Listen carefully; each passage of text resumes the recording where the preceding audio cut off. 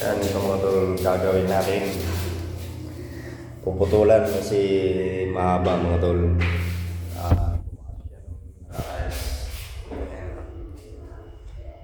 Yan ilalagay yan. Ito, putulan naman to. Ganyan ang technique kung paano magtanggal nito para hindi masira. Gagamit ka ng matulis na bagay. Alam mo, ito natanggal ko na itong mga tol. Ganyan mo lang mga tol para hindi siya mapunit.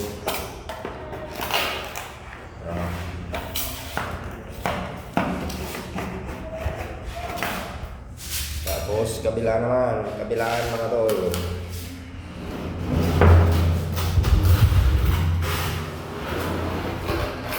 Ito matigas pa to. Wala tayong katulong kaya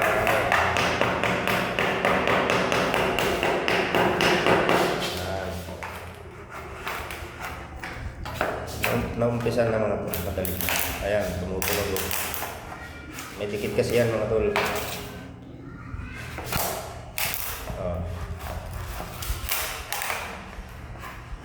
Narinig nyo ba yung tunog? Para hindi siya masira mga tol. Kanya yan.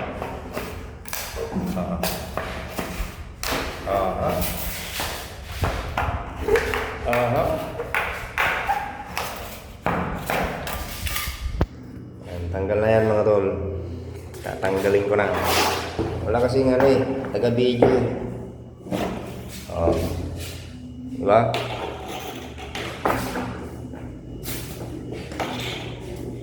Hindi siya nasira mga tol. Tapos may guhit na ako dyan. Kakat ko na lang yan ng lagaring bakal. Naka 45 na rin doon. Hindi ko na may papakita sa inyo kung paano ko lagaring bakal naman gagamitin ko eh. Alam nyo naman na siguro kung paano maglagari. At least naturuan ko kayo ng technique kung paano magtanggal nito na hindi nasisira. Ayan o, buo pa rin. Diba? Ayaw nyo sumagot Kuha ko ng lagaring bakal mga tol. Yes. May kasama pala ako dito. Saan lagaring bakal natin? Tinapon mo na. Ayan o. Yan. Ito yung gagamitin ko mga tol. Malapit na maging dun yan. Kalbo na yun. Diba? Unahin ko muna yung 45. 45, saka ko puputulin dito. Yan mga tol alam nyo na. Naka 45 na yan. Paglagay nito, ayos na.